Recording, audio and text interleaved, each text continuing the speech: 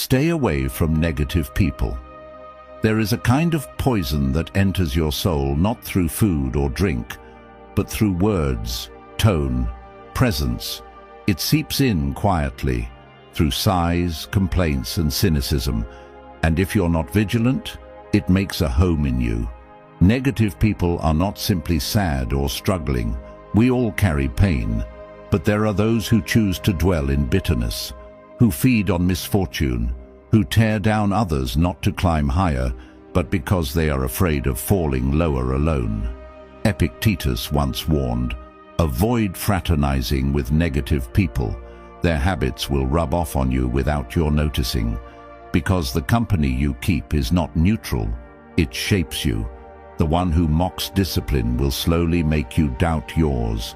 The one who envies will stain your joy with guilt. The one who blames will train you to surrender your power. We must remember, your peace is your responsibility.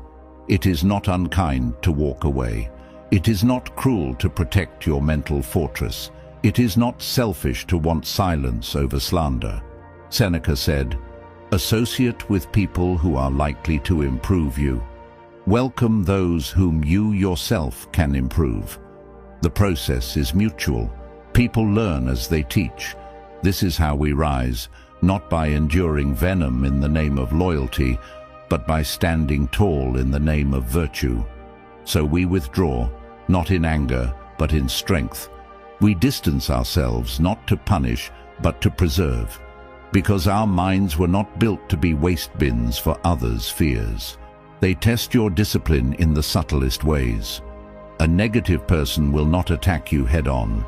They will joke about your ambition. They will roll their eyes at your boundaries.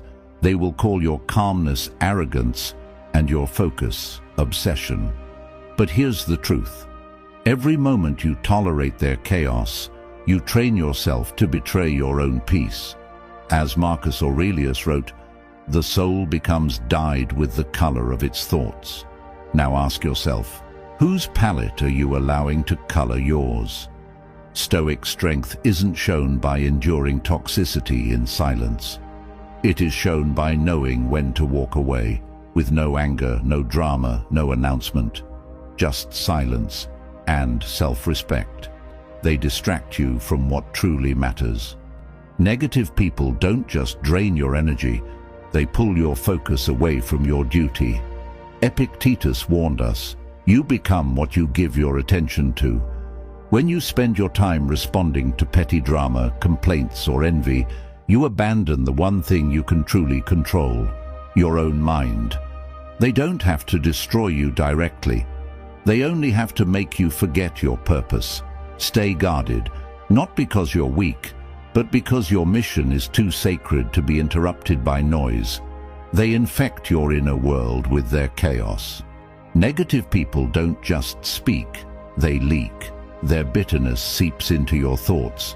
Their insecurities begin to whisper as your own, and slowly, without warning, you start to think smaller, feel heavier, react faster. Seneca once said, associate with people who are likely to improve you. Not because you're superior, but because your soul is too valuable to gamble with decay.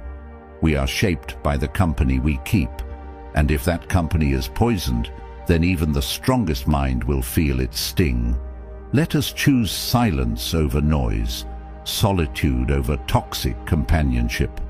Because peace is not found in crowds, it's guarded by boundaries. They feed on your reaction, not your words. To a negative person, your anger is a gift, your defensiveness, their validation. They provoke, not to understand, but to control. And every time you respond with emotion, you feed a fire that was never yours to put out.